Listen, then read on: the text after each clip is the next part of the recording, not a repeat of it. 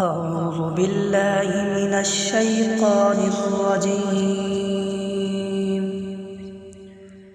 بسم الله الرحمن الرحيم.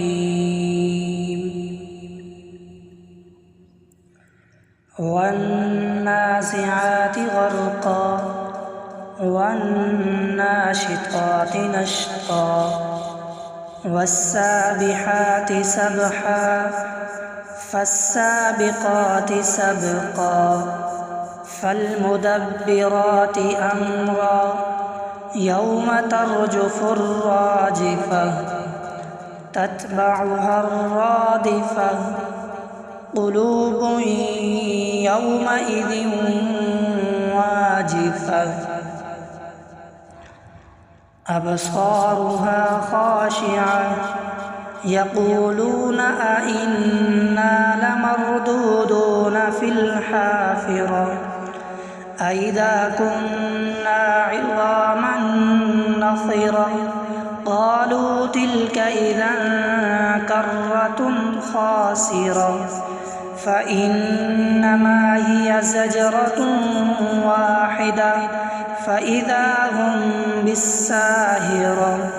هل أتاك حديث موسى إذ ناداه ربه بالواد المقدس طوى اذهب إلى فرعون إنه طغى فقل هل لك إلى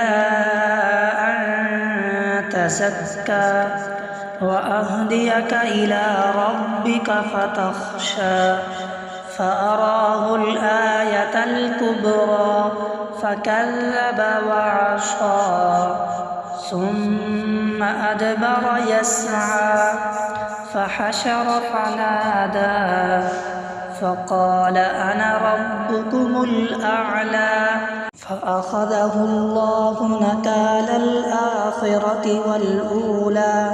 إن في ذلك لعبرة لمن يخشى أأنتم أشد خلقا أم السماء بناها رفع سمكها فسواها وأغطش ليلها وأخرج ضحاها والأرض بعد ذلك دحاها أخرج منها ماءها ومرعاها والجبال أرساها متاعا لكم ولأنعامكم فإذا جاءت الطامة الكبرى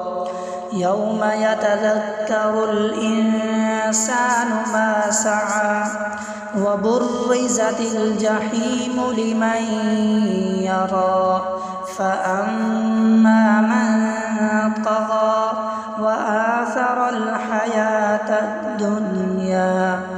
فإن الجحيم هي المأوى وأما من خاف مقام ربه ونهى النفس عن الهوى فإن الجنة هي المأوى يسألونك عن الساعة أيان مرساها فيما أنت من ذكراها إلى ربك منتهاها إنما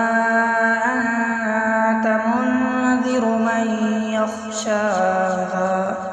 كأنهم يوم يرونها لم يلبثوا إلا عشية